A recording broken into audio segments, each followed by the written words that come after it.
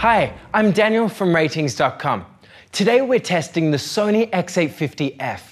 It's a good 4K TV with an IPS panel, but it has a low native contrast ratio, which is bad for dark rooms. It is also known as the XF85 in the UK or Europe, and we expect these international variants to offer very similar performance.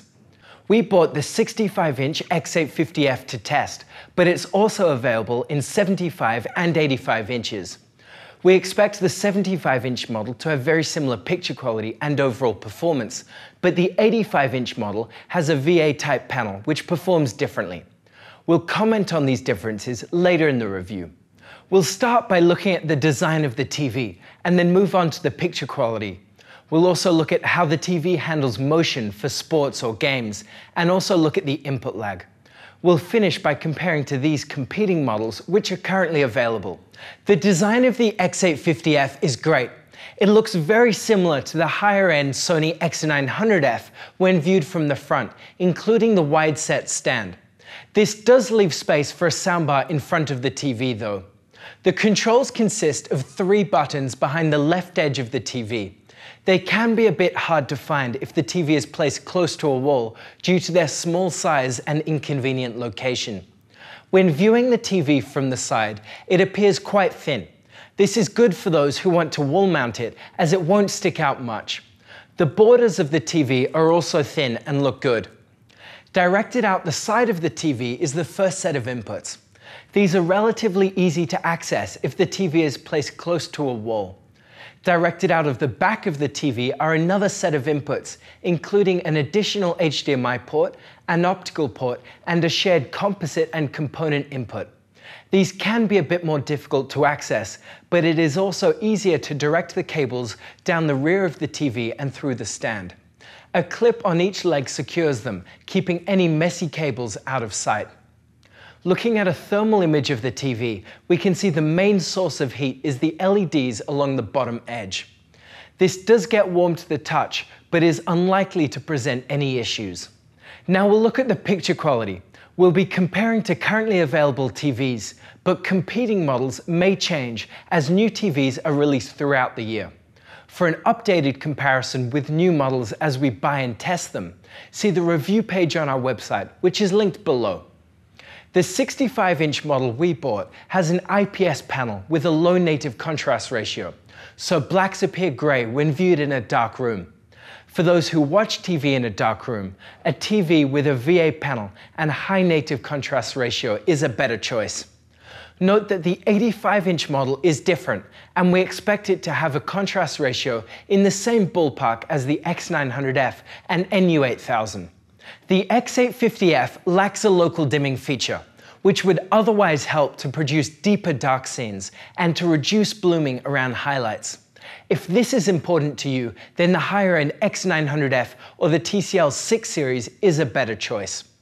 The X850F has wide viewing angles, so the colors remain accurate for those with wide seating, but the image still gets darker.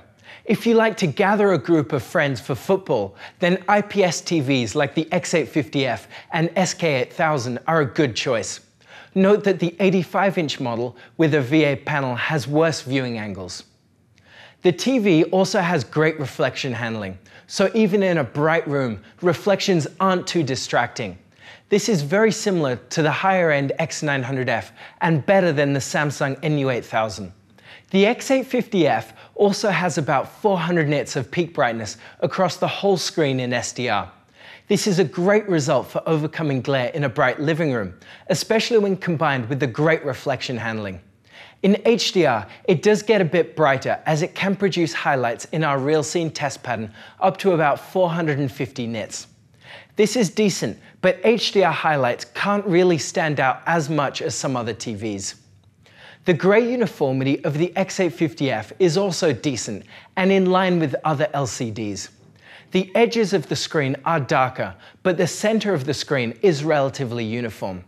This should be fine for watching sports like hockey or football or for gaming. The X850F has a wide color gamut, which is good for displaying vivid HDR highlights. It is a bit wider than the LG SK8000, but not quite as good as the higher-end X900F. The response time of the X850F is fast, which is excellent. Only a short red blur smear can be seen on the left of our moving logo pattern. This is great for gamers or sports fans. The X850F also has the ability to flicker the backlight to clear up fast-paced motion. It can flicker at 120 Hz, which does create duplications behind most content at 60 FPS. As a result, TVs with 60 Hz flicker, like the NU8000 and SK8000, do appear clearer.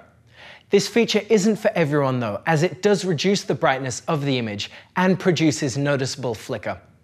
The input lag of the X850F is great, at about 30 milliseconds, whether it is a 1080p input from a Nintendo Switch or a 4K signal from an Xbox One X or PC.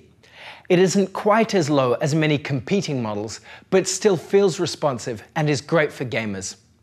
The X850F runs Sony's version of Android TV. Some people love it for the wide selection of available apps through the Google Play Store, while others dislike that it is often slow or unintuitive to use. Google Assistant can be quickly accessed through a button on the remote and allows changing inputs, searching for content, or opening apps. The sound of the X850F is mediocre. While it can get fairly loud, it lacks bass. Those who care about sound are better off with an external soundbar or speakers.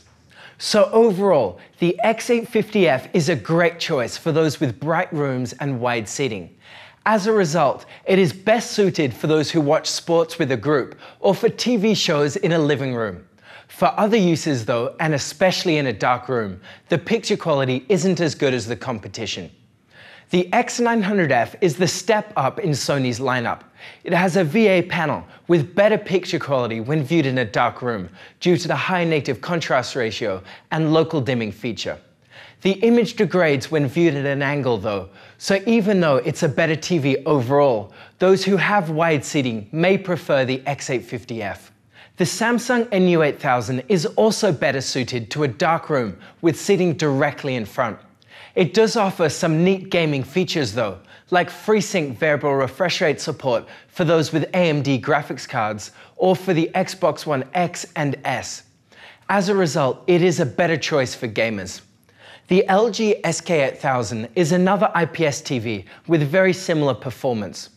While it has local dimming, it doesn't work well to improve the dark scene performance. It has lower input lag for gamers, but also can't get as bright to counteract glare. These differences are small, so most people are better off with the cheaper TV. The TCL 6 series is a budget TV with some high-end features. It is a better pick for those who watch from directly in front, and especially for gamers due to the low input lag. It does have some downsides though, as the screen uniformity varies significantly between units, and the image degrades when viewed at an angle. So that's it. What do you think of the Sony X850F? Let us know what you think in the comments below. You can check out all of the measurements on our website, and if you like this video, subscribe to our channel or become a contributor. Thank you for watching, and see you next time.